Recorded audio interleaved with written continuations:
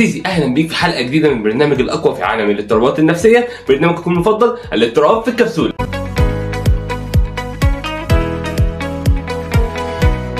انا عمري ما انا ووالدي او والدتي او اخويا حضنا بعض او قلنا انا بحبك. اتربينا كده، فانا واجهت صعوبة ان انا احب اعبر عن حبي طول حياتي. فاحنا عمرنا ما كان عندنا الايموشنز اللي هي ازيك يا امير، حضن، الحاجات دي، الحنية دي ما.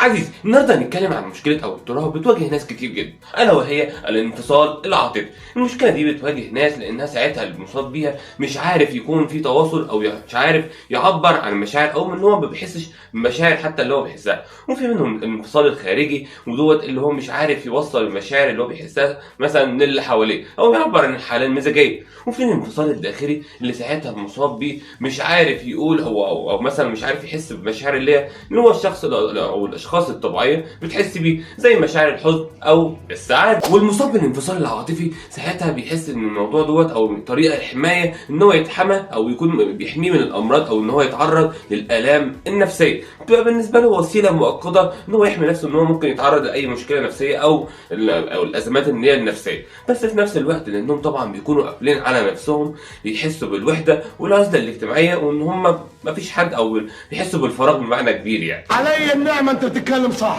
والانفصال العاطفي انواع، واول نوع معانا هو الانفصال العاطفي الارادي، ان ساعتها الشخص بيقرر ان هو يقفل على نفسه بنفسه، مش عايز يحمي، ساعتها بيبقى بيقرر ان هو يحمي مشاعره او ان هو يمنع نفسه ان هو يتعلق باي حاجه. هو خلاص هو مش عايز ان هو يكون في تواصل بينه وبين اللي حواليه او يشارك مشاعر، فبالتالي على المدى الطويل بالنسبه له دي حمايه مؤقته، بس على المدى الطويل بعد الموضوع ده بيحصل له مشاكل في العلاقات او تواصله مع الناس بيتاثر. وتاني نوع هو الانفصال العاطفي الغير ارادي، ساعتها الشخص هنا بيبقى عنده الانفصال او مشكله الانفصال العاطفي بس هو غير واعي بالمشكله، وده ساعات بيحصل بسبب مثلا اضطرابات زي الاكتئاب او اضطرابات من بعد الصدمه.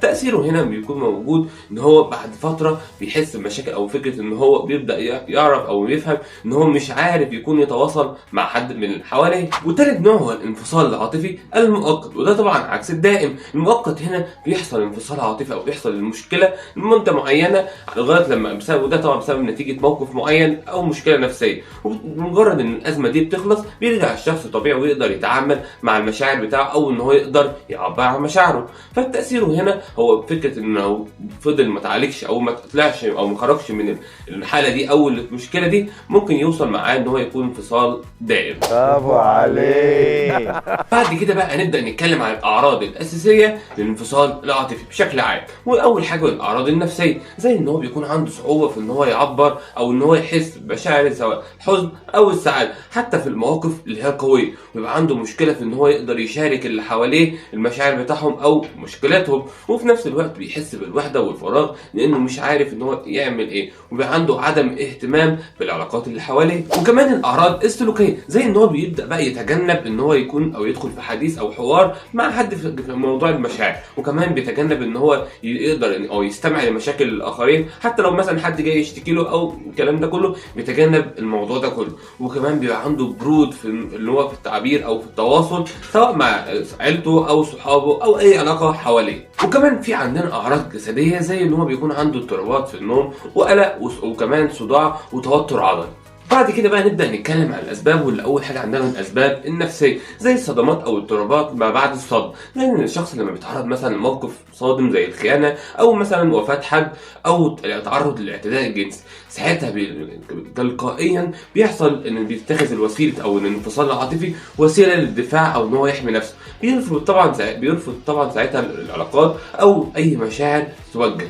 وكمان برضو الاكتئاب، ساعات حالة الحزن اللي بتكون موجودة دي ساعات درجة من درجات الاكتئاب بتخلي الشخص ان هو مش عارف ان هو يعبر عن مشاعره او يحس بالمشاعر زي اللي حواليه. وتاني الاسباب معانا هي الاسباب الاجتماعية والاسباب البيئية، زي مثلا التربية القاسية. الاطفال اللي بيتربوا في بيئة عبارة عن ان هي دايما بيقللوا منهم او يقللوا المشاعر، او حتى الكبار الموجودين ساعتها في البيئة او اللي هم حواليه زي مثلا الاب والام مش بيعرفوا اصلا يعبروا عن مشاعرهم، فساعتها الاطفال دي بيكبروا بقى على نفس الموضوع، بيكون عندهم انفصال عاطفي لانهم هم مش عارفين ازاي اصلا يعبروا عن مشاعرهم دي، مش عارفين حتى يوصلوا مشاعر الحب اللي ممكن مثلا يكون عايزين يوصلوها للاب او الام. وبتلاقيها كتير او اهل بيلاقوها كتير ان عيالهم هم عارفين ان هم بيحبوه بس بيبقوا محروجين او مكسوفين ان هم يعرفوهم ازاي مثلا حتى كلمه بحبك.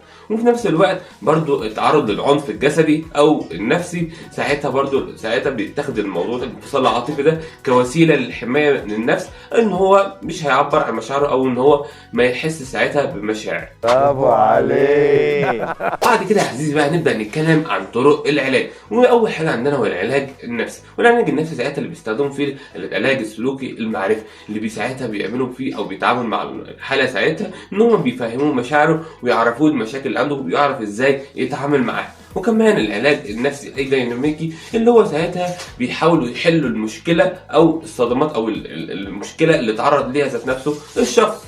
وكمان عندنا من طرق العلاج هو العلاج الجماعي، اللي ساعتها بيكون بيقعد المصاب مع ناس كان عندهم نفس المشكله او بيعانوا من نفس المشكله بس هم يتعالجوا منها، بحيث ان هو يقدروا يتكلموا مع بعض وازاي هو يتخطى المشكله دي. وكمان برضو عندنا العلاج الدوائي، ان مثلا لو المشكله ساعتها مرتبطه باضطرابات زي القلق او الاكتئاب، ساعتها بيبدا ياخد مضادات الاكتئاب او القلق. وفي نفس الوقت برضو في العلاج اللي هو التامل والاسترخاء والتمارين التامل، لانه ساعتها بيساعد ان هو الانسان ان هو على التامل والتفكير بشكل اريح. يا دين النبي، ايه الحلاوه دي؟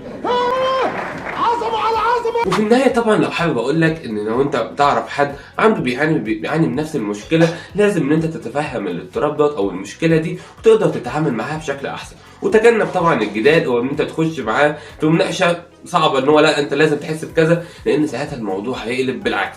ولازم تشجعه طبعا ان هو يزور اخصائي او دكتور عشان يقدر يتخطى المشكله دي، وتشجعه ان هو يقدر يجيب او يتعامل مع خطوات العلاج بشكل احسن. وبكده يا عزيزي نكون وصلنا لنهايه حلقتنا، ويا رب طبعا تكونوا استفدتم واستمتعتم بالحلقه. سلام.